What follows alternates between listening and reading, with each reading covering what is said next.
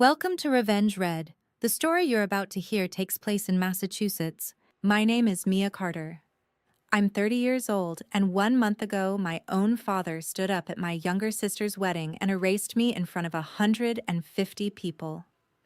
I was standing in the back of the ballroom, behind the videographer's tripod, doing what I always do at family events, staying out of the way and pretending that didn't hurt.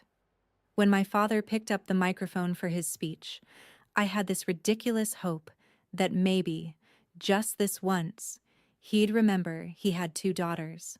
Out of habit, I flipped my phone to the voice memo app and hit record.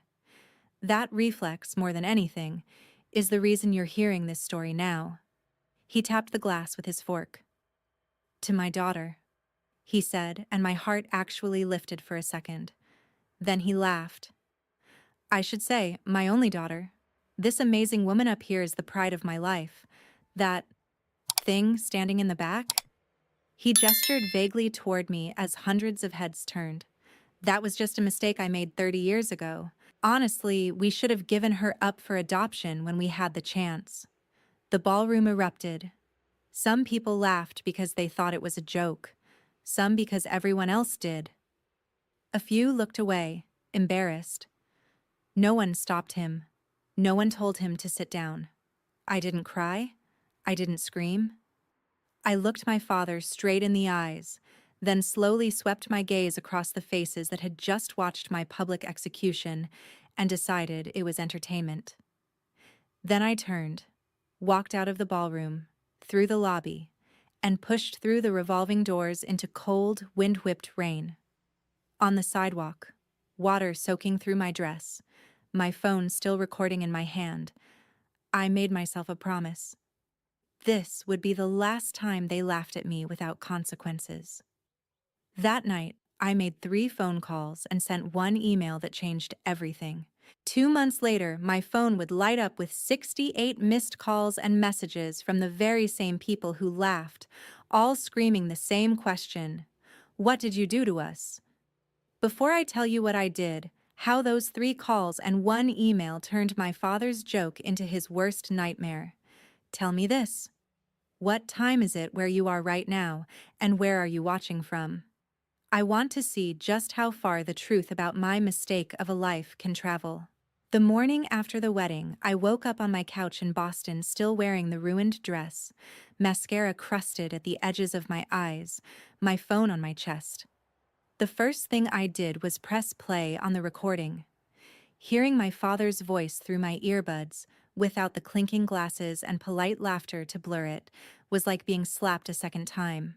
I listened all the way through, right up to the moment where the ballroom roared and my heels clicked across the marble floor as I walked out. Then I hit save, renamed the file Evidence Wedding Speech, and backed it up to the encrypted cloud storage I use for work. I'm a cybersecurity consultant for hospitals. Backing up sensitive data is second nature. Yesterday, it was patient files and ransomware logs. Today, it was my father's voice calling me a mistake. I'd told myself 1,000 stories to survive the last 30 years. He's old school. That's just his humor. You're overreacting. But listening back, there was no way to soften it. He meant every word. And if he was willing to say that into a microphone in public, what else was he willing to do when nobody was recording? The first call I made that night, standing under that rain, had been to the only adult in my childhood who ever seemed quietly horrified by the way I was treated, my dad's younger brother. To me, he'd always been Uncle Steve. To the rest of the world, he was Stephen Harris, former co-founder of my father's company before he'd retired under mysterious circumstances 10 years ago. When he picked up, his voice was sleepy and worried.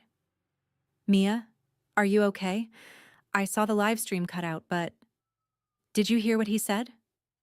My voice didn't shake. It came out cold. "Did you hear the speech?" There was a pause, then a slow exhale. "Your cousin sent me the clip," he said quietly. "I've watched it 3 times. Your father's lost his damn mind." "No," I said. "He's just finally saying out loud what he's always thought. I recorded it too. I'm done pretending this is just his sense of humor. I want to know what he's hiding. I want to know why he's always treated me like a problem he regrets instead of a daughter. Another pause, longer this time. Mia, this isn't just about hurt feelings, he said. If you start pulling at threads around Richard Carter, you won't just find mean jokes. You'll find things you can't unsee. Then help me see them, I said. I'm not a kid anymore. You were pushed out of Carter Municipal Systems. I know that wasn't as clean as he made it sound. You know where the bodies are buried.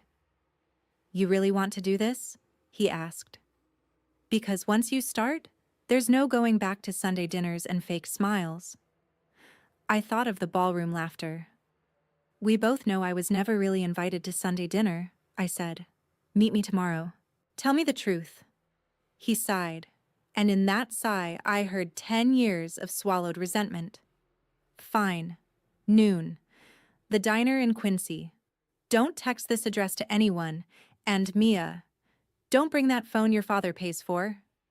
After I hung up with him, I dialed the second number, my college roommate, now one of the sharpest financial crime attorneys in the state, Lauren Brooks.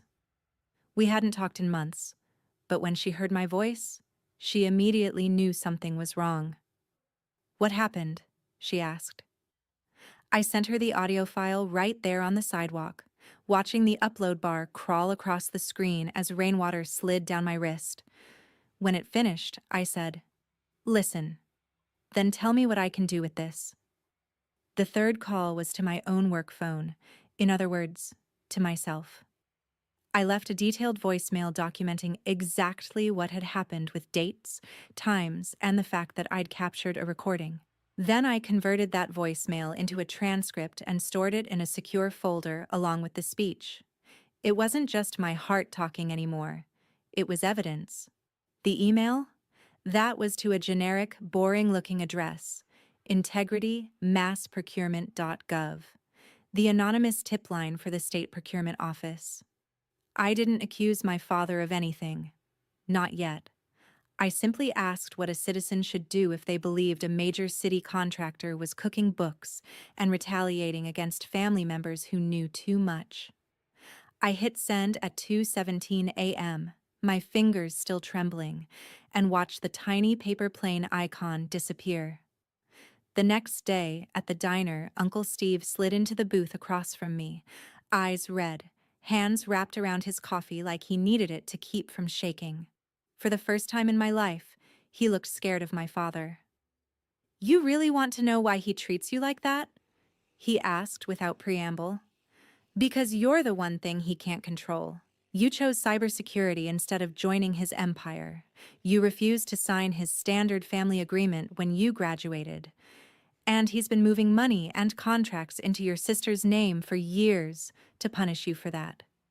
He pulled a folded packet of old emails and board minutes from his jacket. He cut me out because I told him what he was doing was illegal. Fraud, kickbacks on public works projects, false safety reports. All of it would blow up if someone with your skills and my receipts went digging.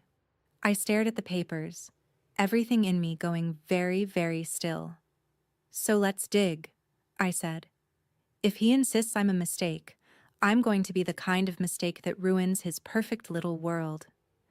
If you were in my place, humiliated on camera by your own father, then handed the first proof that he might be a criminal, would you walk away to protect family, or would you start pulling on every thread you could find?"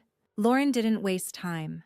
By the afternoon after the diner meeting, we were sitting in a cramped conference room at her firm, the kind with no windows and a humming fluorescent light that made everything feel more serious. I'd already scanned Uncle Steve's documents and sent them to her through a secure portal. She'd read them twice before I even arrived. "Okay," she said, tapping the stack with a pen. "Your father, Richard Carter, runs Carter Municipal Systems. They've had public contracts with the city for 15 years, traffic lights, smart intersections, parking systems. These minutes show he pushed his own brother out right before the company landed their biggest deal. This," she held up a photocopied email, "is a threat. Sign this separation agreement and keep your mouth shut about billing practices, or you'll never work in this town again." "He wasn't kidding," Uncle Steve muttered. "I've been blacklisted from city contracts ever since." My stomach twisted. I'd grown up hearing my father talk about providing for the family, all those late nights, saving the city money. Now those stories tasted like ash. Lauren turned to me. "You work in cybersecurity for hospitals," she said. "You understand logs, metadata, network traffic. If your uncle's right, and your father is double billing or falsifying safety reports, there will be digital footprints everywhere, on email servers, in PDF drafts, in version histories." She leaned forward. "But we do this by the book. No illegal hacking. We use what you can get legitimately through family, public records, and what your uncle already has. Understood?" I nodded. "Understood." I lied, just a little. We started with what was public. I spent nights after work combing through city procurement databases, downloading every contract Carter Municipal Systems had won in the last decade. I cross-referenced project timelines with news stories about mysterious delays, unexplained outages, and, this one made my blood run cold, a pedestrian death at an intersection where the new smart lights had malfunctioned. At the same time, Uncle Steve requested his own personnel file and board correspondence from the years before he was pushed out, citing whistleblower protections. Some of it came back heavily redacted, but Laura knew exactly which black bars meant someone was hiding something they shouldn't. At her urging, I filed a formal request under the state's public records law for all safety inspections involving Carter Municipal Systems. Weeks passed. My days were filled with hospital security audits and employee phishing trainings, my nights with spreadsheets and PDFs, highlighter marks littering my kitchen table. The more I dug, the more a pattern emerged. Change orders signed on Fridays at 4:55 p.m., doubling the cost of projects without clear justification. Invoices for consulting services paid to shell companies with no websites, all registered to a P.O. box near my father's office. Repeated notes from city engineers about pressure from vendor to sign off quickly. Every time I connected a dot, I heard his voice again. "That thing in the back? Just a mistake." One afternoon, I opened a spreadsheet showing the distribution of company shares. That's when his favoritism became more than emotional, it became financial. 5 years ago, my sister Hannah had been gifted a 25% stake in Carter Municipal Systems in recognition of her contributions to marketing and strategy. My name didn't appear anywhere. There was, however, a familiar signature on a line labeled "Waiver of Future Claims to Family Assets." Mine. Date of the week I graduated college. I remembered the document now.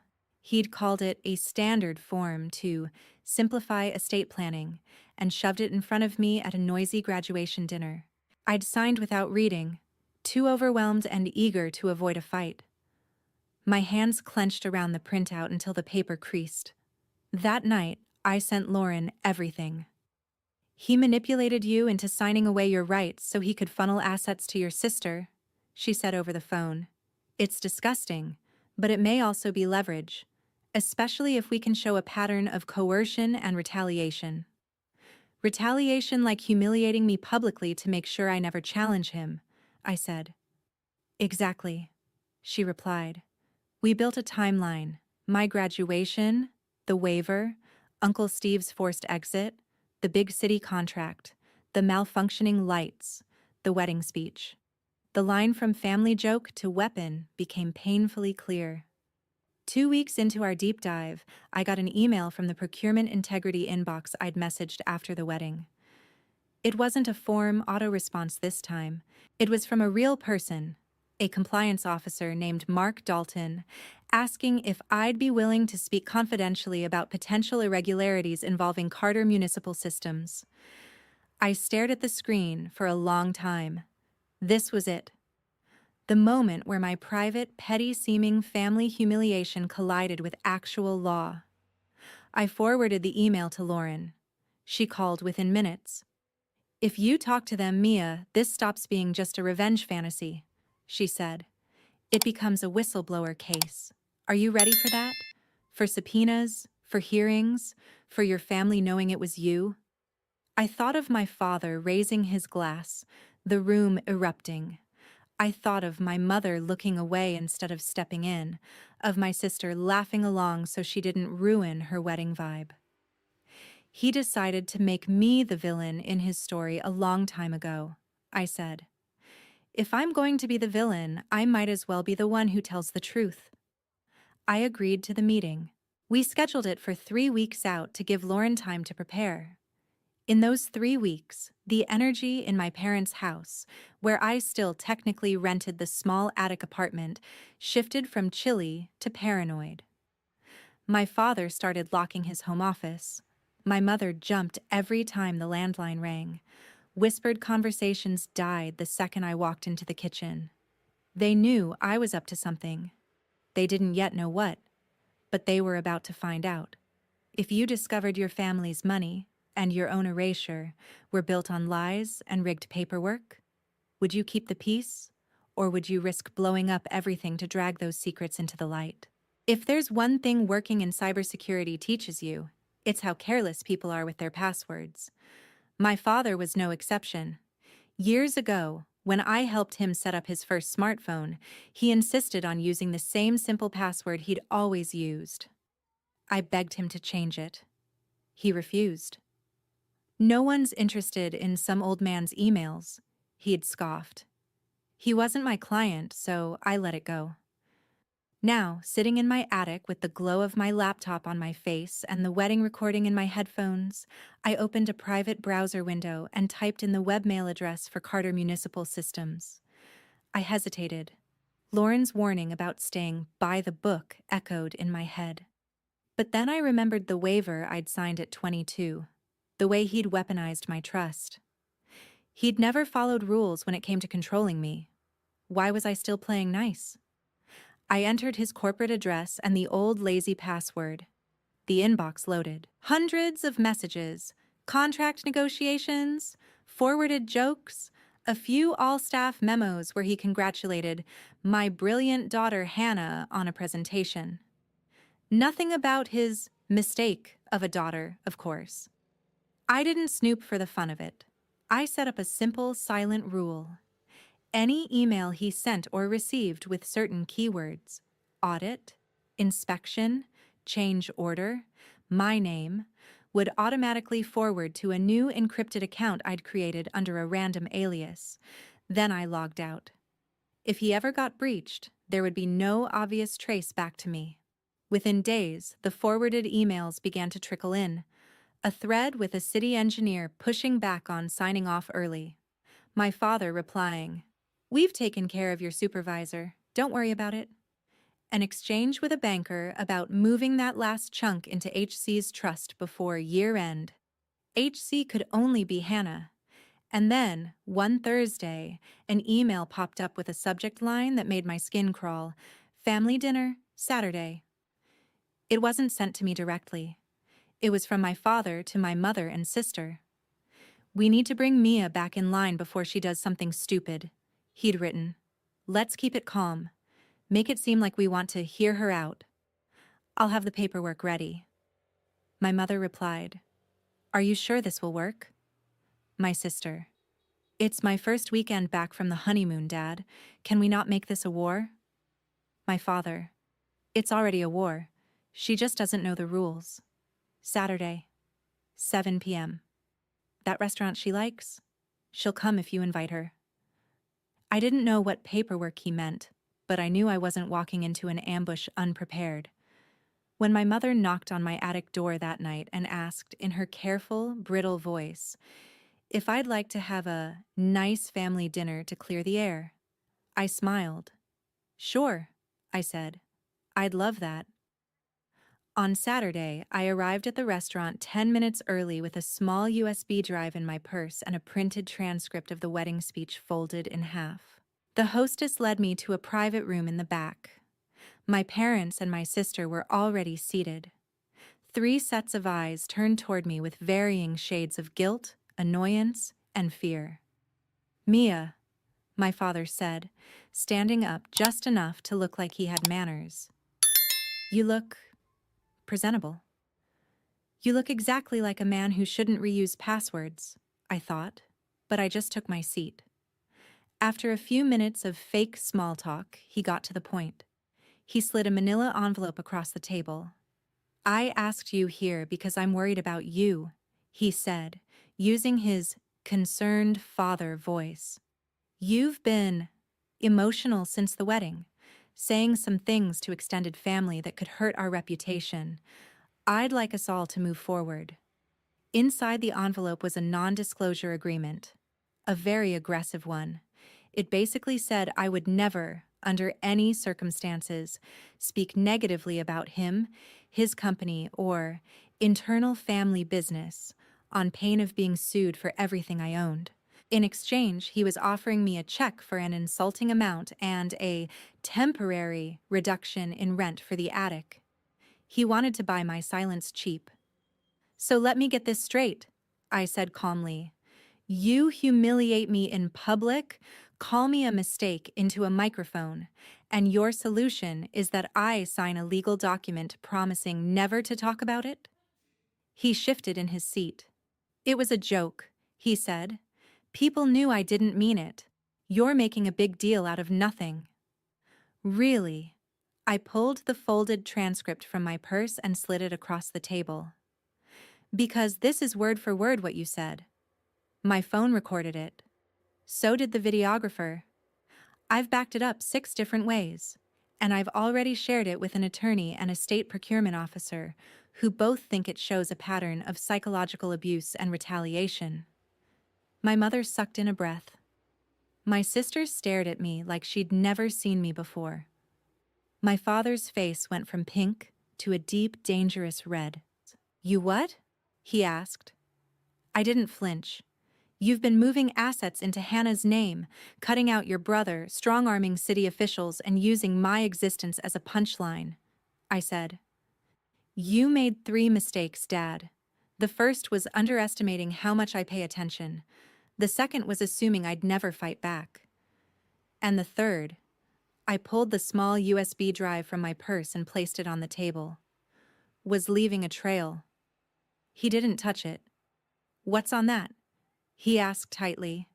"Enough," I said. "Enough emails, enough contracts, enough side agreements, enough to make some very serious people very interested in how Carter Municipal Systems does business."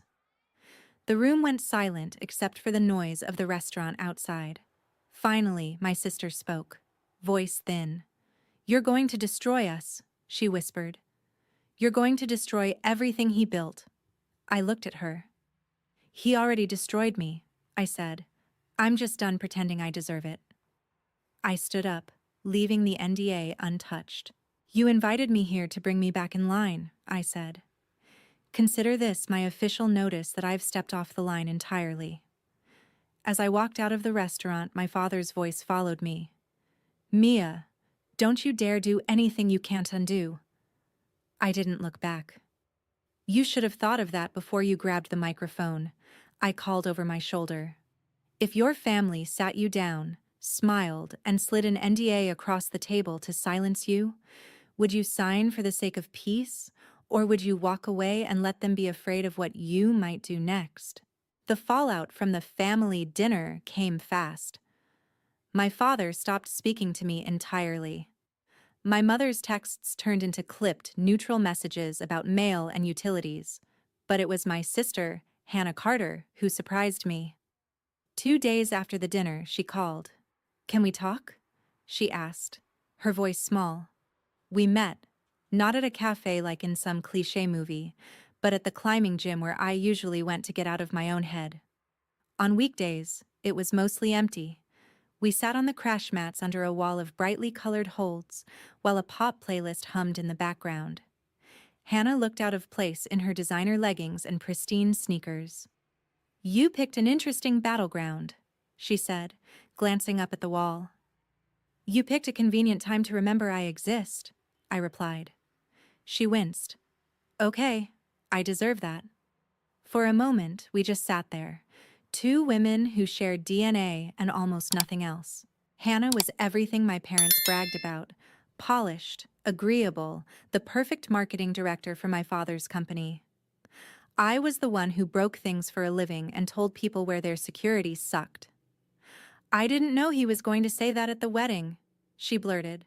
I wouldn't have let him. You laughed, I said. You looked right at me and laughed. She flushed. I panicked, okay? Everyone was staring at me. It was my wedding night and he was drunk and I thought if I made it seem like a joke, maybe it wouldn't be so awful. How did that work out? I asked. Does it feel less awful now? She swallowed hard. No. A beat. But Mia, going to lawyers? Talking to state offices? You're taking this too far. I pulled a printout from my bag, not of my father's speech this time, but of the shareholder registry I'd found. I tapped the line with her initials. He gave you a quarter of the company, I said. Meanwhile, he tricked me into signing away my rights by calling it standard paperwork. You want to talk about too far? She stared at the paper, her face draining of color. I didn't know about this, she whispered. He told me you weren't interested in the business, that you said you didn't want anything from him. I said I didn't want to be his employee, I corrected. I never said I didn't want a father. She looked up at me, eyes shining. He paid for my wedding, she said. He paid for grad school.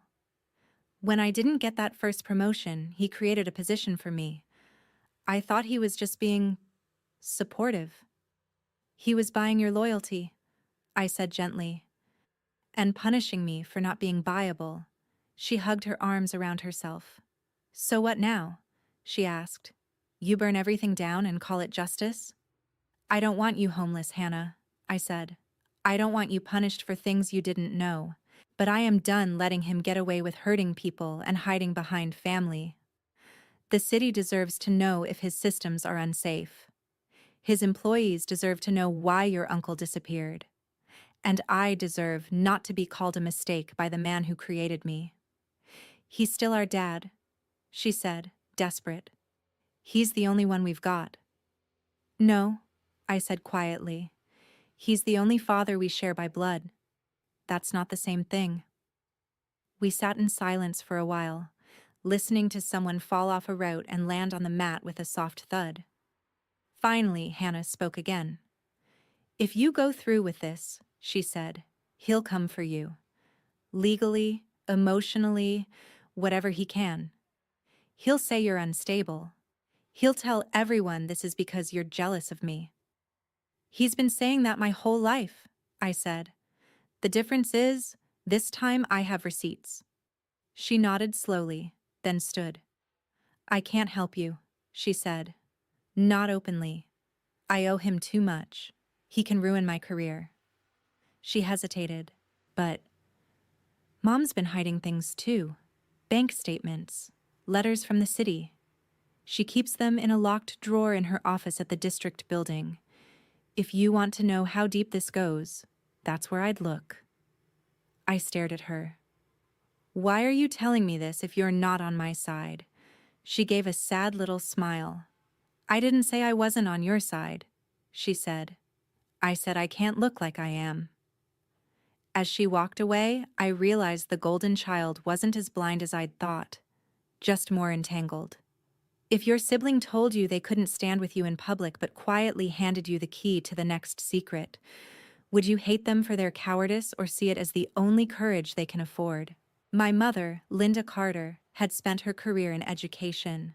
By the time all of this happened, she was an assistant superintendent for the school district, polished, diplomatic, and very good at pretending problems didn't exist if acknowledging them would rock the boat. Her office was on the third floor of a bland administrative building near downtown. I'd been there a few times to drop off forgotten lunches as a teenager. I'd never gone there to confront her as an adult. I called and asked if we could talk. I'm busy, she said automatically, then sighed. Come by at 4. We'll have a few minutes before my board prep. At 4 o'clock sharp, I walked past the receptionist, up the elevator, and down the hall lined with student artwork and motivational posters. My mother's door was half closed. I knocked and stepped inside. She looked smaller behind the big desk than she did at home. Her professional mask slipped just a little when she saw me. "Mia," she said, "this isn't a good time. There's never a good time to admit your husband might be a criminal," I said, closing the door behind me. "We should start anyway." Her eyes flashed. "Watch your tone," she snapped. Then, more quietly, "What do you want?" I sat down without being invited. "I talked to Hannah," I said. "She told me you keep financial documents in a locked drawer, statements, letters from the city, things you don't want Dad to know you still have." My mother's hand twitched toward the drawer so fast it was almost funny. "She had no right." "You had no right to stand there at that wedding and let him call me a mistake," I cut in. "You had no right to help him hide money and push people out and pretend you didn't know because it kept the house nice and the vacations paid for." She slumped back, the fight draining out of her shoulders. For the first time, she looked tired, old. "You don't understand the position I'm in," she said.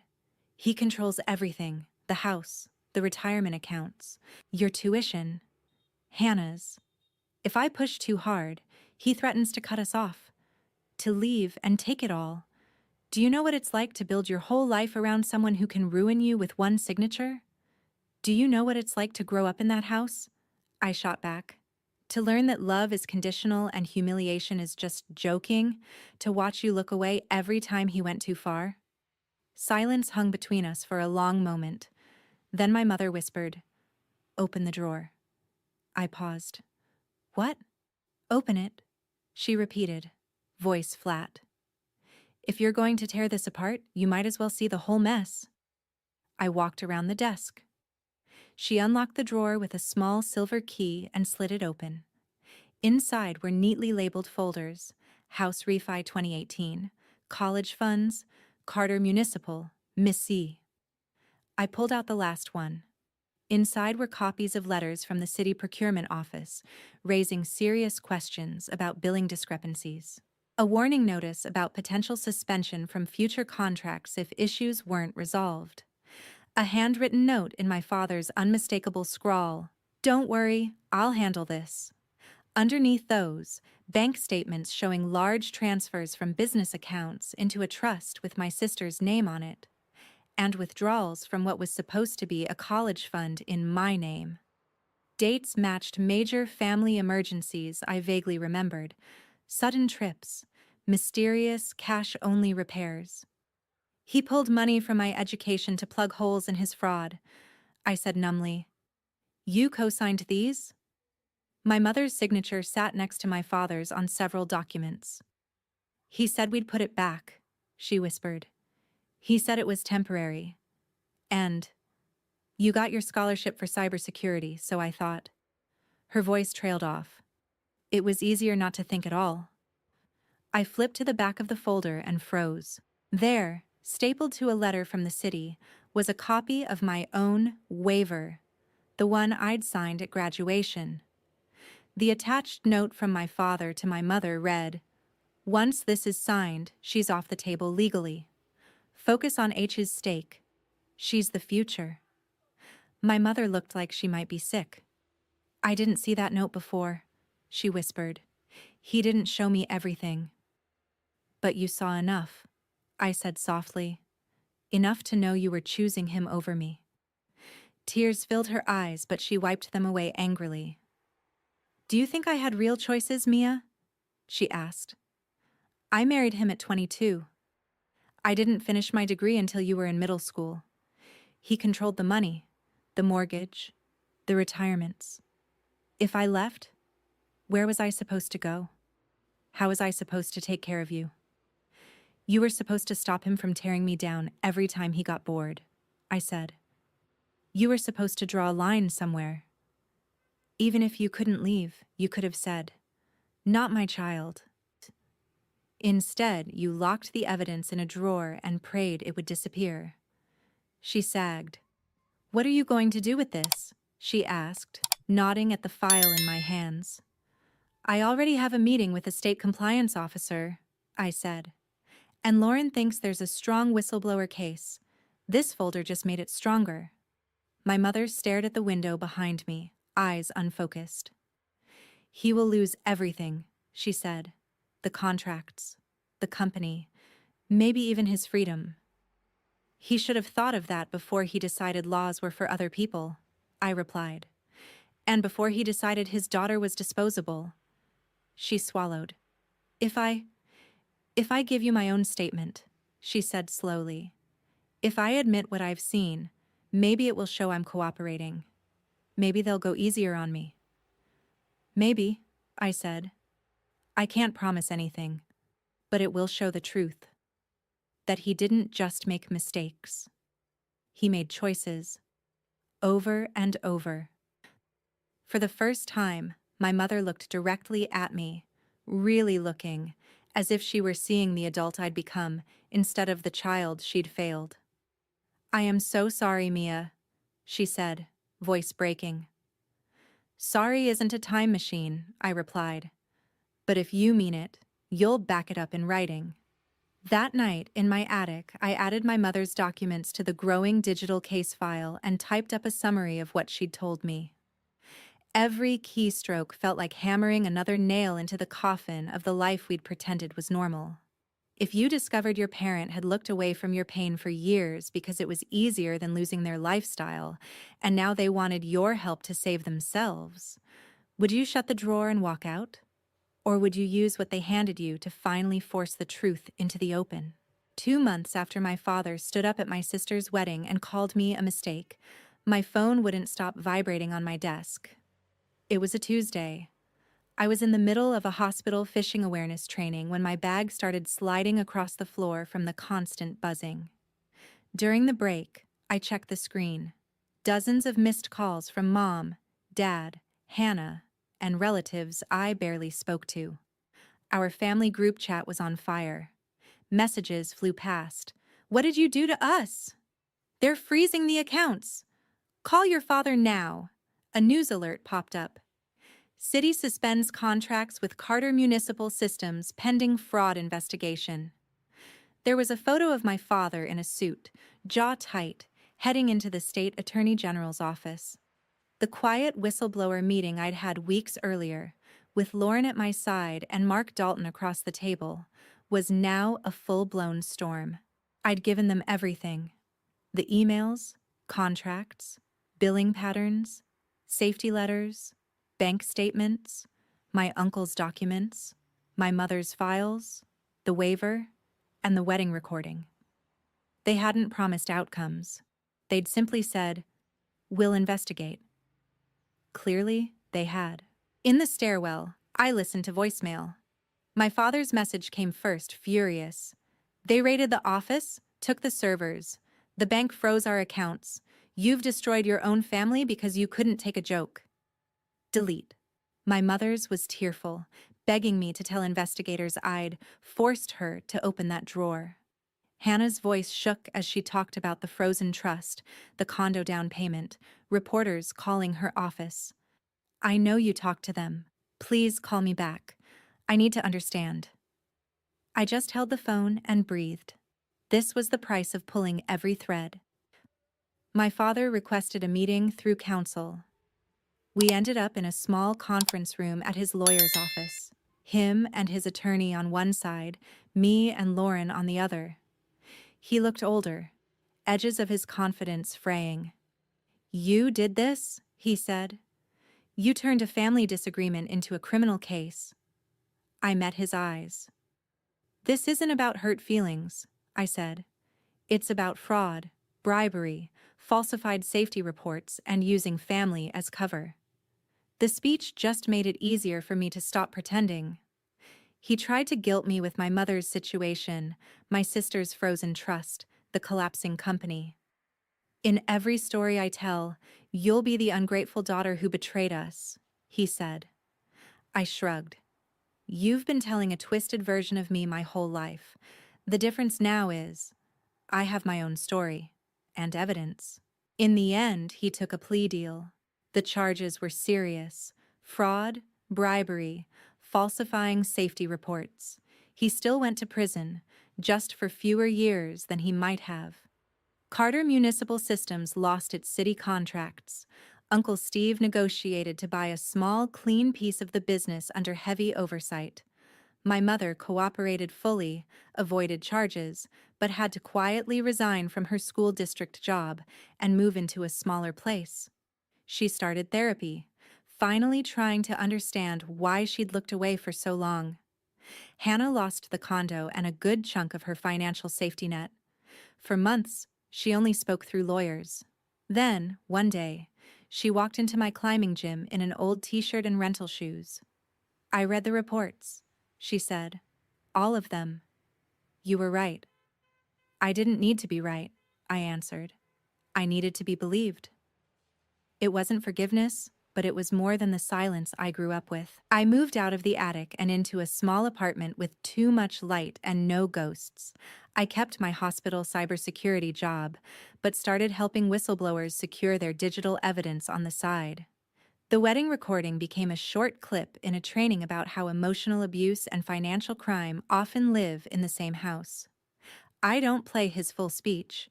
He doesn't get that kind of space in my life anymore. People sometimes ask if I regret it, if I'd go back and keep my mouth shut to keep the family together. Here's the truth. My family was never together. It was held in place by fear, favoritism, and money. Blowing the whistle didn't break something whole. It shattered an illusion. Blood made us related. Respect is what could have made us a family, and that was missing long before investigators got involved. Self-respect is the first family I chose. So now I'll ask you, if standing up for yourself meant losing the people who taught you to stay small, but gaining a life where you can finally breathe, would you do it?